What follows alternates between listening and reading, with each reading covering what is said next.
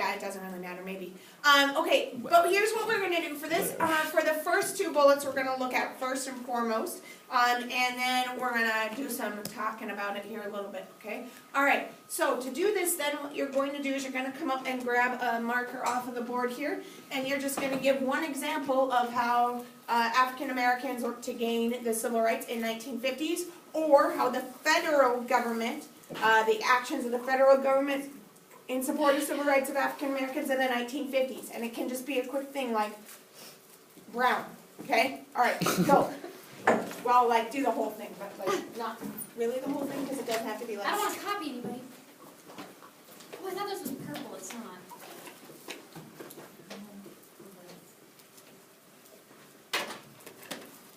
Oh, thanks. Yeah, you can write on that side too. Izzy was eating one of these before the math quiz, and I bet she did really well. Because she had some Smarties? Yes. One of the funnest graduation presents I ever gave to somebody was I gave them a giant bag of Smarties. Because you graduated, you're Smartie, right?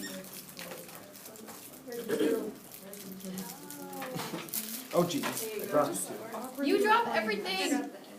It's called not nimble fingers. Sorry. My hands work as a whole, not as nimble fingers. Not nimble fingers. Bottoms up. Advocate for yourself. That's it, no more? I can write another one. Yeah, you can write in more than one. Wait, did you tell us? But there's only like 6 things. I really like so much.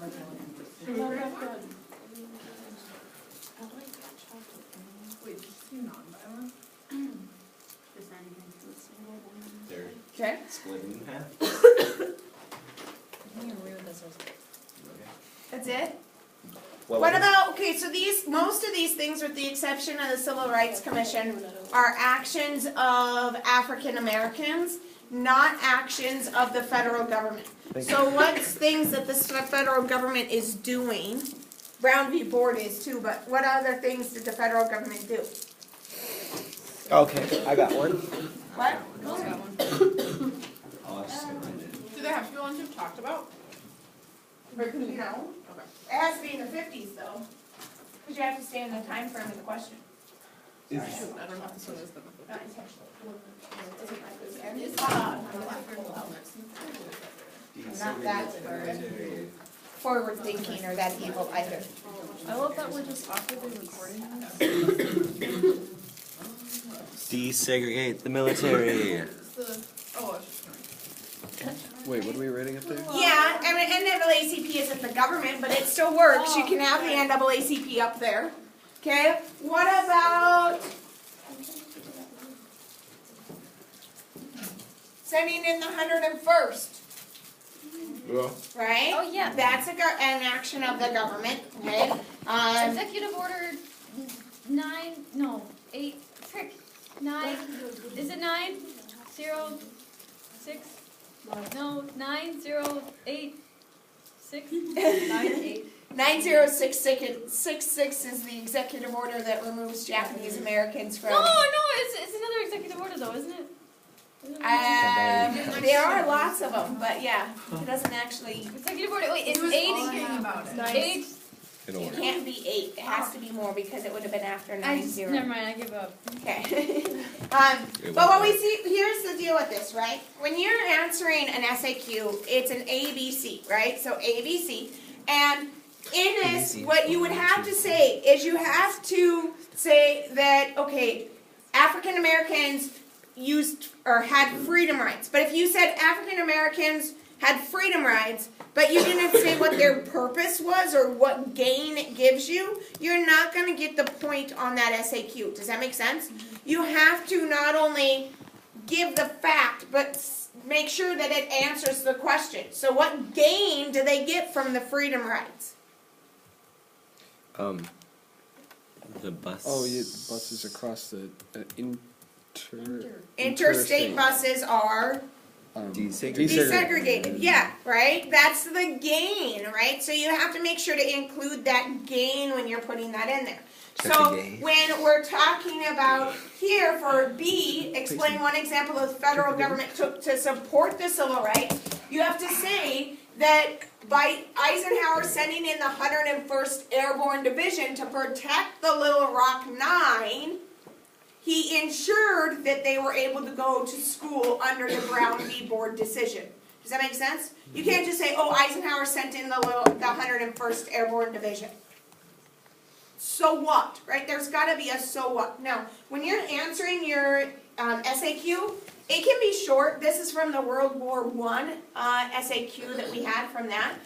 So in here, this student, and these are students of between my two classes, okay?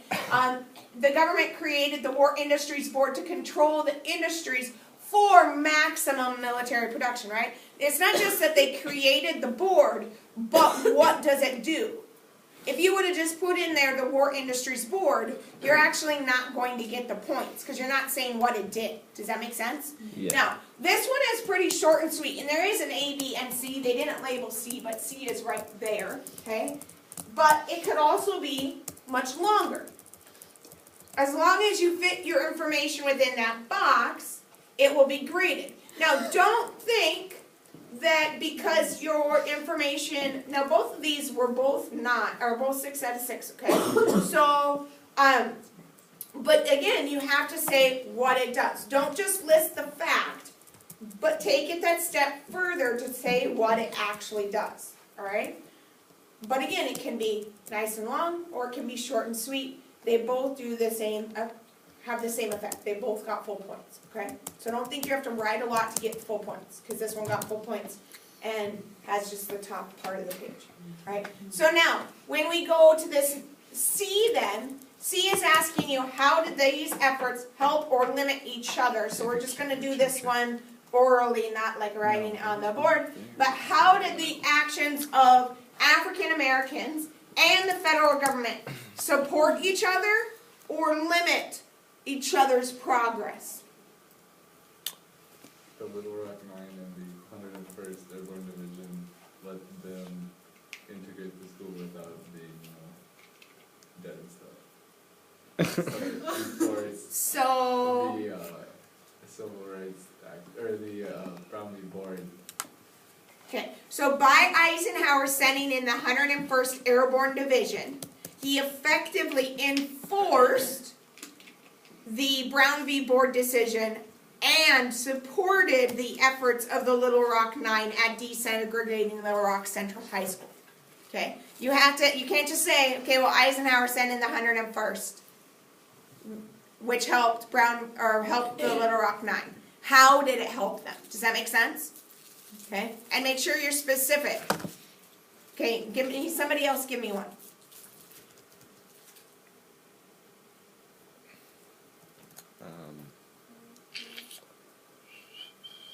And it doesn't have to be support, it could be hinder too, right?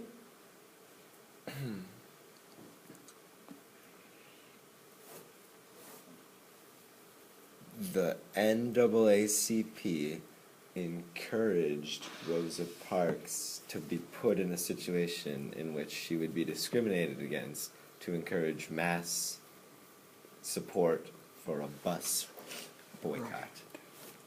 You're correct, except for the There's no NAACP is not run by the federal government. Yeah. Okay? That's why I was hesitant to say it. So that's the only reason that wouldn't work, but maybe you would say the NAACP used the decision by Chief Justice Earl Warren in Brown v. Board or to overturn Plessy v. Ferguson and put Rosa Parks in there as a test to see if the federal government would actually back this up or if it could work. Does that make sense? Yeah. Okay. All right, other ideas? What about saying by creating the Civil Rights Commission to investigate acts of violence against African Americans, Eisenhower was helping to enforce the efforts of the sit-ins, or the people who were participating in the sit-ins, because it gave them federal backing in legal legislation or in legal cases. Does that make sense? Yep. Okay. But whatever it is that you do in this one, you have to show the how. If you just leave it as, well, this is what this happened, but you don't put a because or specifically put in there the how, you're not going to get the point on it. Here's what you always want to remember on the SAQ. Be as obvious in your answer as you possibly can be. Does that make sense? Yeah. Okay. So that it's very clear what your opinion is and what your statement is. All of this is historical argumentation, guys. You can argue anything in here, in this part. There's not necessarily a right or a wrong. You just have to make sure to connect with the individual level versus the federal government. Okay? And prove how they worked together or didn't work together in that. Alright. Moving on into our content then for today here. We left off, maybe, we went through this information, right? We talked about Kennedy being elected in 1960. Yep. We talked about Greensboro. I don't think we talked about Greensboro. Yeah, Yep, we did. We did talk about Greensboro. Yeah. Yeah. We're Before on it. Yeah, we stopped like 5 minutes early because you didn't want us to get too Oh, far. yeah. Okay. We were right after that. Yeah. Wrong one. We were here talking about SNCC. Yeah. We Okay. hadn't started Snake. Alright, so emerging from emerging from the creation of the SCLC, which if you remember was the Southern Christian Leadership Commission, that emerging from that we see SNCC, which is a student-run group, right? And now they initially are actually a part of the larger movement as a whole, but will eventually break away into creating their own smaller movement within themselves, okay? But they sought more immediate change as opposed to more of that gradual change that had been kind of advocated by more of the older generations. It is members of SNCC that will eventually be largely attracted to the much more radical, much more violent Black Panther movement than the traditional nonviolent, because they begin to get weary of the lack of definitive change or massive amounts of change. They think that the movement is going too slow. But it is because of SNCC that they will see and will force and challenge the individuals to see even greater amount of change. And they'll actually force John F. Kennedy, as well as his brother, Robert F. Kennedy, who is the Attorney General for the United States. Do you guys understand what the Attorney General's job is? No. He's like, okay, so on a state level or even a city level, you have a district attorney. He's the person, or she's the person, that prosecutes people for the state for crimes, for breaking the law. So the Attorney General is the individual at the federal level then that will prosecute and charge people for breaking federal crimes. Does that make sense? Yeah. For big things. So, and it's appointed, it's a cabinet member, so it's appointed by the President of the United States. And as President of the United States, John F. Kennedy appoints his brother as the Attorney General. Does that make sense? Okay, so, but that's basically what the Attorney General does, okay? So, within this then, SNCC will decide to begin these freedom rides, and it becomes known then as the Freedom Summer, the summer of 1961. And they will load buses in the north and then travel from the north into the south, with the idea that they were challenging whether or not the bus stops were actually desegregated, as they should have been because of the overturn of what Supreme Court case? Plessy v. Ferguson, yeah. And so as they move down and as they go farther and farther south, when they reach Birmingham, Alabama, they see their first, outbreak of violence. But the idea here is that they were going to force the Kennedy administration into creating greater amounts of change, okay? And at Birmingham, Alabama, there are numerous individuals that are arrested, there are some that are beaten, and even members of the KKK will stop a couple of buses and light them on fire with the passengers trapped inside. So there are several people that die. But for every bus that goes into the south and is stopped by the KKK, as well as other that are pulled over by the police officers who are members of the KKK as well, for every one that is stopped, there are more that come down. And they continue to come down and continue to come down. Eventually, the riders are actually arrested and thrown in jail when they reach Jackson, Mississippi.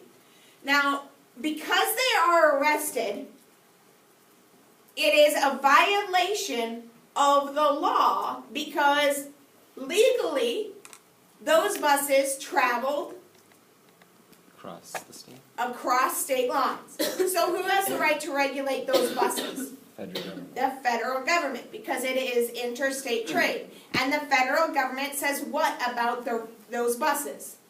Desegregated. They should be desegregated. So these individuals for being arrested for riding on a desegregated bus were not, the people that were arrested were totally within their rights to do so. The arresting individuals were excuse me, in violation of the law. And so, using the Federal Trade Commission, Robert Kennedy, will send 400 U.S. Marshals down to protect the students and to get them out of jail. And he argues and says to the individuals that if you arrest any more freedom riders, you will see yourself facing federal prosecution. This is a big step on behalf of the federal government. For them to say, we are going to arrest anybody who is in violation of the federal statute.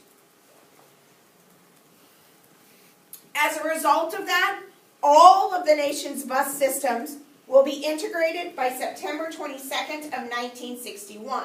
Now these students want to take this a step further and want to continue to expand and try to get more educational based, but also try to integrate even more areas. One of those particular students is a kid not a kid, but a man by the name of James Meredith. Now James Meredith had been at Jackson State College.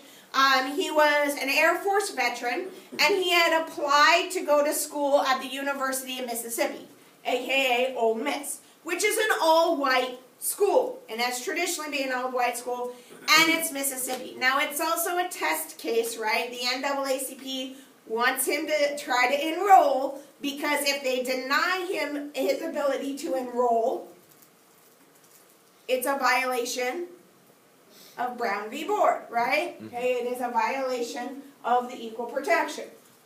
And so he goes to the school, and when he goes, the governor of Mississippi, Ross Barnett, personally stands in front of Meredith in his way when he's trying to get into the admissions office of the school, and personally stands there and says, I will not allow you in the building. So, Robert Kennedy and John F. Kennedy now have a choice. Do we allow this individual to violate law, or do we take a stand much like we did with the Freedom Rides? In part because he is an Air Force veteran, Robert Kennedy will send in 400 federal U.S. Marshals and over 3,000 troops to ensure that Meredith gets in school in Ole Miss. And to desegregate that. And also to help control the mob violence that erupts. Now, it's not just at Mississippi that this is happening. At the University of Alabama, Governor Wallace, on June 11th of 1963, issues a statement that he will personally stand in the door of any schoolhouse that anyone is trying to integrate. So even though Brown v. Board occurs in 1954, and even though Little Rock is integrated, in 1957, and even though Falbus is forced to reopen his school in 1959, still it's 1963 and we have Southern governors who are saying that they are going to stand in front of the school doors and prevent anybody to go in. Now, the governor of Alabama takes it even a step further. In 1963 in Birmingham, he closes all public parks, pools, golf courses, public facilities as a whole in the entire town to prevent African Americans from going into them. Okay? As a result of him closing those facilities,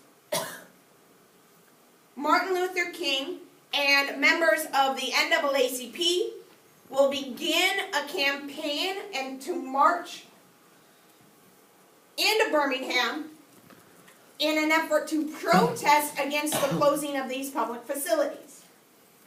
It becomes then the march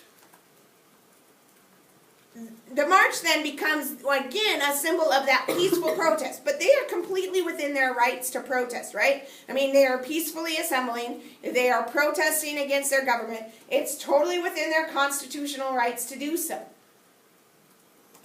However, many of the marchers are arrested. They release police dogs on the marchers. Violence erupts. They beat many of the marchers. There are some that are outright murdered. Okay.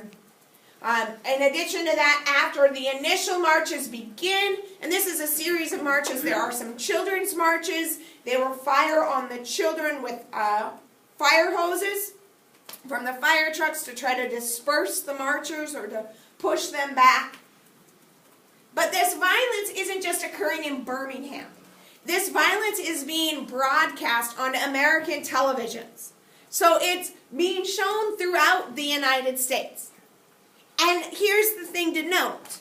It's not just being shown in the United States. Who else is watching all of this unfold? Russia and the whole rest of the world, right? And again, here we are saying, we are a democracy. Democracy is great. Yay, go democracy. But yet, yeah, democracy if you're white, okay? If not, sorry. Now eventually King will join in these marches and he's arrested. He knows he's going to be arrested, much like Alice Paul knew she was going to be arrested when she joined her Silent Sentinels. But he understands that if he's arrested, he becomes a martyr for the cause. Now he receives a letter while in jail from a group of white pastors, basically calling him an abomination of God.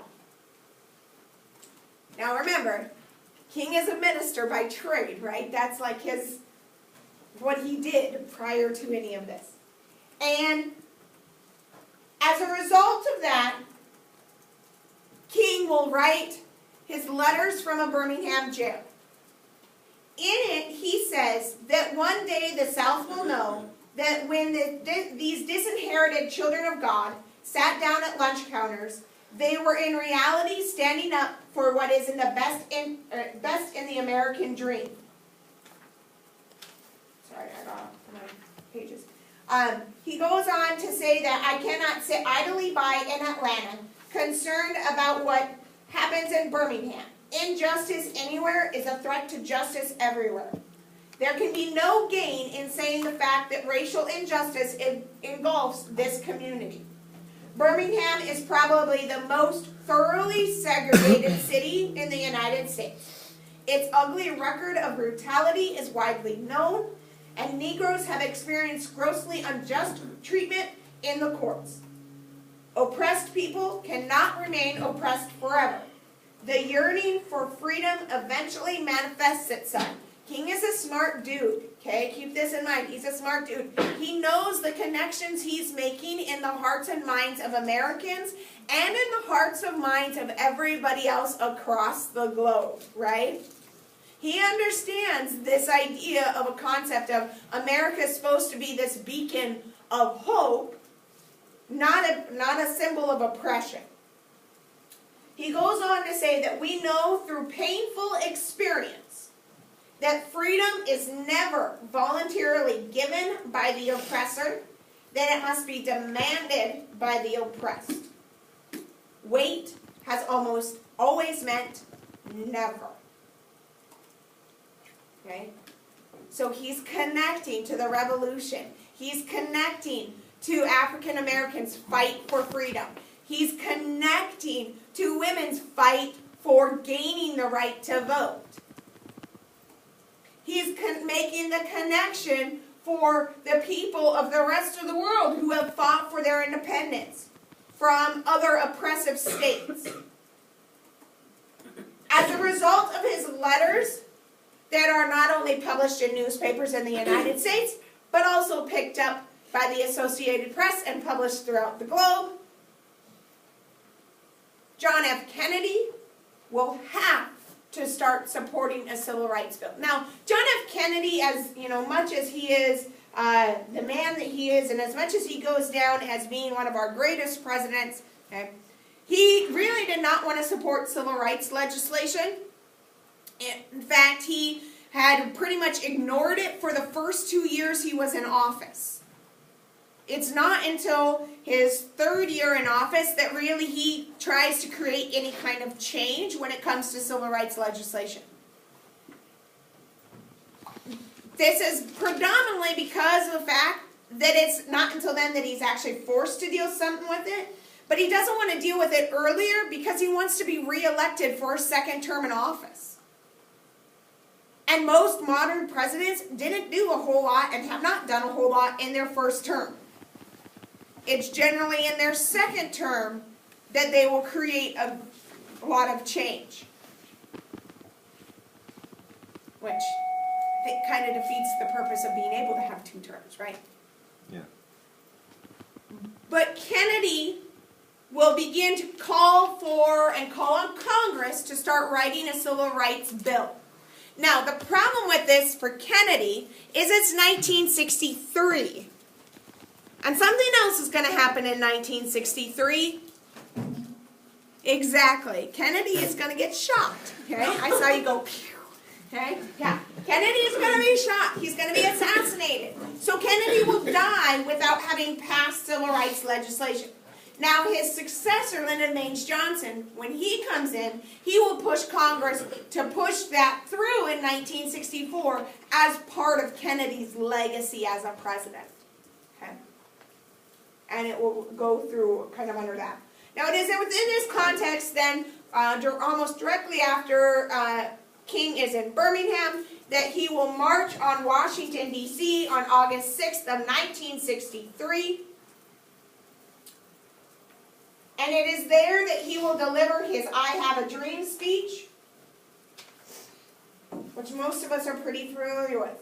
Now in his speech, probably one of the most well-known and most quoted speeches of all time, he will use very powerful language, but the phrasing and the way he writes it has a lot of metaphors and a lot of symbolism. He is able to use pauses in such a way that it makes his message even more powerful. And by connecting to what Lincoln has done in the past, not only by the initiation of the speech itself, but also by the fact that he is standing on the steps of the Lincoln Memorial. He is connecting with the work of Lincoln, but of all the people that came before, as well as the fact that here we are in 1863, when Lincoln pushes the Emancipation through, right? Emancipation Proclamation takes effect January 1st, 1863. And it's now August of 1963, and yet African Americans are still not equal in the United States. So he understands that. But he's not just calling for equality of African Americans, he's also calling for the equality of everyone. And he argues that it is only when we have that equality that America will truly fulfill the promise that it put forth in the beginning, okay, the promissory note, as he calls it. Now, as a direct reaction to his speech, Governor Wallace of Alabama will reiterate words said by previous governors, said by Falvey, and he will once again bring up the segregation now, segregation tomorrow, segregation forever. And he calls for the insurance that we will make sure that that segregation stays in place. As a result, Klan participation will increase, as well as Klan violence will increase. But also as a direct result, the NAACP becomes even more active, SNCC becomes even more active, SCLC becomes even more active, and in 1964 they began pushing for greater voter registration and also pushing for Johnson to have more sweeping legislation. As a result of that, the Congress will pass the 24th Amendment, which makes poll taxes illegal in all federal elections. And in addition to that, we will see the passage of the Civil Rights Act that makes it so that you can no longer segregate in hotels, motels, rest stops, theaters, arenas, or anything to do with interstate commerce. It also creates the EEOC, or the Equal Employment Opportunity Commission, and directly makes the federal government responsible for enforcing the EEOC and the Civil Rights Act. While it does eliminate the voting restrictions and ends segregation, the reality of it is that there's a violent response from the Southerners. And it does not have, the Civil Rights Act does not have enough teeth within it to be able to fully enforce the 15th Amendment. Okay? So, in the South, they predominantly will use violence and intimidation tactics to prevent them from actually voting. As a result of that, then, the leaders of the civil rights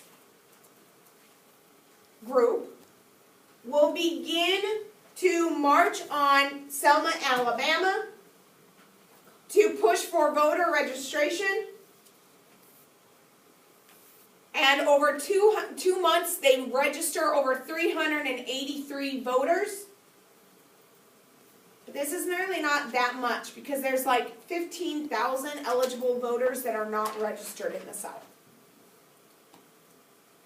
And so in order to force more of that change, they go back to Johnson and push for Johnson to create the Voting Rights Act, which occurs 5 months, or it's past 5 months, after Johnson has to send in the National Guard to protect the marchers.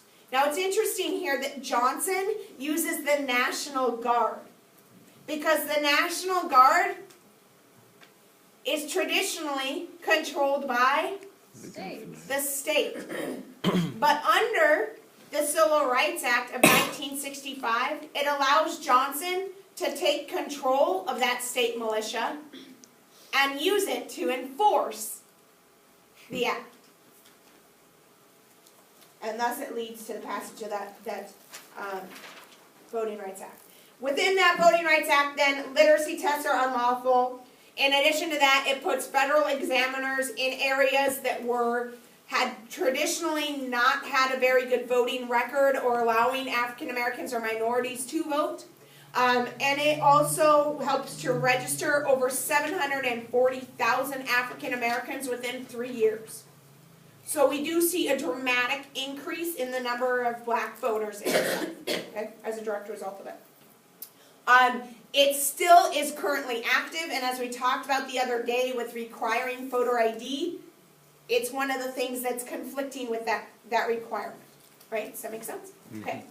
Now, some argued that the reality of this was that there was not enough that was being done to ensure African Americans were getting civil rights. So much so that even under Johnson, we will see in 1965 the creation also of affirmative action under Executive Order 11246. That's what it was. That was what I was thinking of. That was way off, but whatever.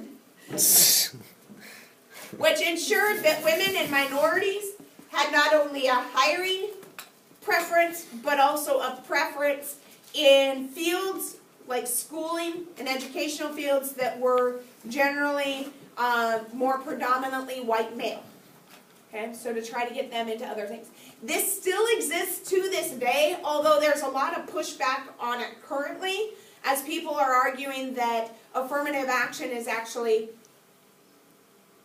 reverse racism because of the fact that white males who are at times more qualified to enter into specific programs of study are not being given that opportunity because of the quotas that the schools have created in order to ensure that women and minorities are entering into fields of science and engineering and things like that.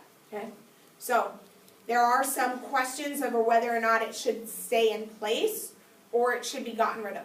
There are also some that argue that affirmative action also prevents women and African Americans from reaching their full potential because they don't have to work as hard to reach that potential. Does that make sense? So, that's kind of the debate over it currently, but at this point in time, affirmative action is still in place. So. Now, there are some individuals, though, that began arguing in the mid-60s and into the later 60s that King's ideas are obsolete. It's 65. And you have to look at it, right? We have a Civil Rights Act, okay? First of all, we have Brown v. Board in 54, right? Okay? Well, and then we have Civil Rights Act of 57, of 60, then we have to have another one in 64, and a Voting Rights Act in 65. And despite Brown v. Board in 61, we're dealing with Ole Miss in 63. We're still dealing with the buses not being integrated, right? So yeah, King, this nonviolent passive resistance, but at the rate we're going, and it's 65, and we're still dealing with issues with voting, and having to have the federal government come in and force voter registration. Is this nonviolent passive resistance that you're so clinging to, is it really that helpful? Does it solve the problem? Poverty is still rampant amongst African Americans. It's at some of the highest rates of any minority group. The only one that's higher is amongst Native Americans. There's a lot of discrimination, police brutality, especially in the South. And so there begins this call for a greater movement that rather than having to have this inclusion would be more of an idea of seclusion. Now this isn't completely like a new idea, because if you remember, Marcus Garvey had called for black separatism in the 1920s. And called for blacks to basically be created or given reservations in the United States, or for them to move back to Africa. Now, if you remember, Marcus Garvey is arrested under the Espionage and Sedition Acts and is deported because he's from Jamaica originally. Okay?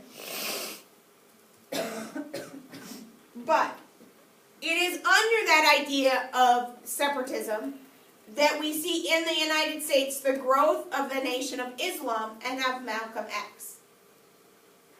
They argued that under religious reasons, it was necessary for them to have separation rather than integration. They also argued that if they were ever to achieve full integration or full equality with whites, then again, it would have to become with any means necessary. This becomes the foundation of the Black Power movement in the United States. Now, Malcolm X converts to the Nation of Islam as a young man. He's actually in prison in 1952, and it's when he's released from prison that he converts to the Nation of Islam.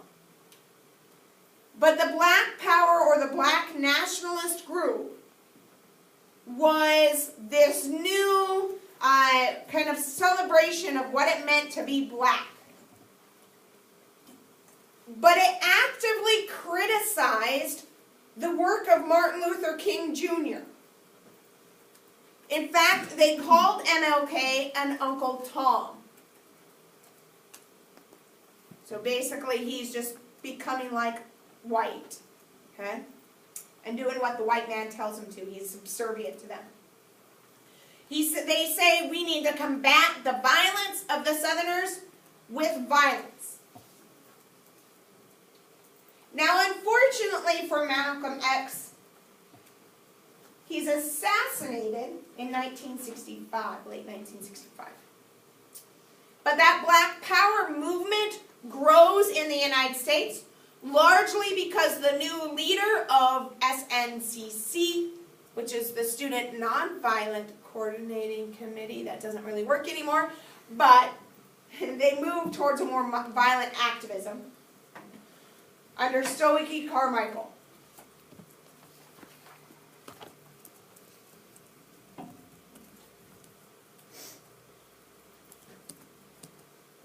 From there, the organization grows, and we see the creation of the Black Panther Party, founded in 1966 in Oakland, California.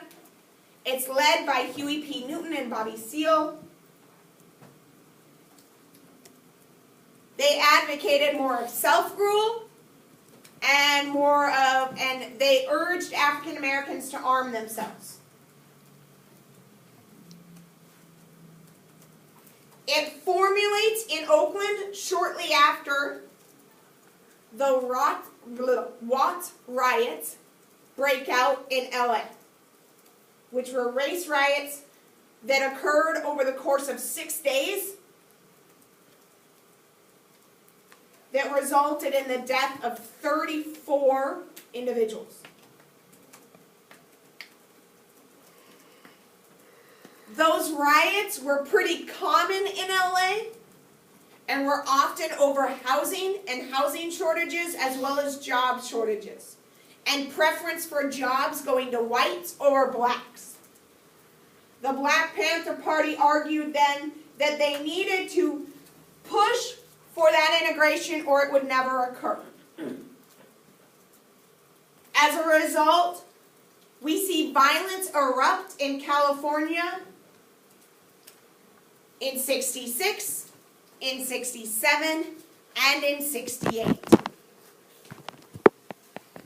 As a result, the federal government will create what's called the Kerner Commission in order to investigate these guys and to investigate their violent confrontations. Newton is tried and convicted for killing a police officer in 67. The Kerner Commission concluded that basically because of racism and segregation, there is now two societies in the United States. There's white society and there's a black society. And they are very much separate and they are very much unequal. So despite everything that we're trying to do to create this unified society, we are not a unified society. And that rather than having legitimate segregation, we have de facto segregation. They argue then that because of that de facto segregation, the only way that we could end that was to create greater jobs for everyone. This is what largely helps to fuel Lyndon Baines Johnson's Great Society programs, which not only create better housing, but also help to be more inclusive in the job market as well. Okay. Now the Black Panthers were often seen carrying weapons, wearing a leather jacket, but they often kind of had this ideal, or that they were always ready to confront somebody who was acting out against them violently, whether that was a police officer, and a member of the government, or a white individual. Okay. Eventually, some of that activism gets even more violent. In 1968, they will disrupt the Democratic Convention. Okay. And in part, there are some that argue that it's the Black Panthers that actually kill Robert Kennedy, are part of his assassination. There's no proof of that. Okay. Now 1968 becomes a year of tragedy in the United States. Martin Luther King, who had received the Nobel Prize in 1964, is shot in April of 1968 by James Earl Ray while standing on the balcony of his hotel. King's death results in violent riots in over 120 cities in the United States. And as a result of those riots, there are over 46 people that die. Because of those riots, there's a great deal of fear in Americans that there's going to be a backlash by the whites. But that never really happens. In addition to that, Robert Kennedy is shot at that Democratic presidential, or while campaigning for the nomination of president. I think in California, if I remember right. Because it was right after he won the primary. But I'm pretty sure he was still in California when he was shot. Is that a picture of James Earl Ray? Yeah, now? it's James Earl Ray. He's still alive? Not anymore. No. But he doesn't receive the death penalty.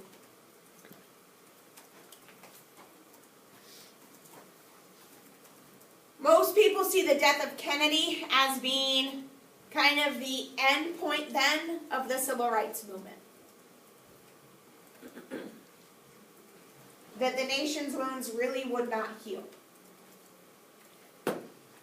So yes, while we see advancement, there's also disappointment on other hands. Okay? And the change does not come very quickly. So as a result of that, there are some that still feel we have not achieved the dream of Martin Luther King. I don't know. We do have an African-American president. However, we also have African-Americans through poverty are disenfranchised. We also have a lot of whites who are disenfranchised because of poverty. So we have more today, more de facto segregation than anything else. But it's almost class segregation more than racial segregation. That would be my historical argument anyways. So. But thus ends the civil rights movement. Yay! Yay. Oh, that's not And it's 12:04, so